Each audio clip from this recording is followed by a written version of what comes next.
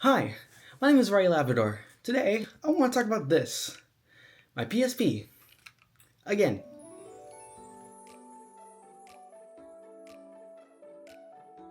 I just came back from medieval times, and my voice is kind of destroyed, so this is what you're getting today. You might be wondering, Riley, why are you talking about the PSP again? Well, it's quite simple. It's because I've been daily driving this again recently. This has been in my pockets the past few days. And that begs the other question, why are you carrying a nearly 2 decade old plastic stick on your person at all times? Now, originally, and if you watched my original video where I talked about gaming handhelds and the various ones I have like a Steam Deck, I have a ROG Ally, I have all of those various consoles on me. And originally, the reason why I was such a big fan of the PSP at the time was because of its portability. Like, it's very small in comparison to the others. And I argued that that portability wasn't really something that a lot of other consoles had, which is true to an extent. But also, I then began carrying my ROG Ally on a daily basis on my regular bag. So I don't really see the argument that you can just carry a ROG Ally just as fine as you could. This isn't this is pocketable and the Ally isn't, but how many times on my day-to-day basis when I'm going into work am I going to just randomly pull out this? Not a lot. Like, I'm not gonna have some random downtime moment. Like, the time I'm gonna be able to play this is lunch. And during lunch, I could very easily pull out the ROG Ally. So why do I pull this out instead? And to follow up that question, the reason why I picked up this again is because I've been playing Final Fantasy IX.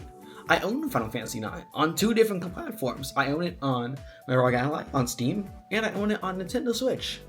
And I chose to go out of my way, spend like 2 hours to port it over to my PSP. I genuinely can't find a perfectly sound reason as to why this just feels right to me. But maybe it's a cop out, but I think it comes down to feel. Just this form factor, this handheld form factor, even though it's small, I find it really comforting. Now, granted, you're not going to run every single game on here, and honestly, having this thing is a big hassle. You have to jailbreak it first, which is something I did. It's not that hard of a jailbreak process. There's plenty of guides. It's totally doable. I'm not a big modder person, but I was able to do it pretty much no problem. But that's all time. It still took me maybe 3 hours to get this all going perfectly, like the way I wanted it to. And that's hard to justify, because when you pick up a console, you want to play it, you know? But for me, as someone who plays a lot of games and someone who prefers mobile, I like this form factor, just the novelty of being able to hold it like this and very easily take it to go and not, causing a scene. Or maybe that's also a factor, is the fact that, this is unassuming. This. And my main point in the handheld video was that you want to choose a handheld that you're going to feel comfortable with. The important handheld is be able to take it wherever you so please.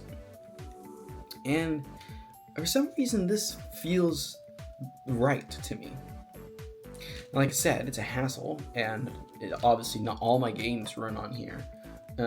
Some games I just had to play on my ROG Ally or my Steam Deck. That's fine.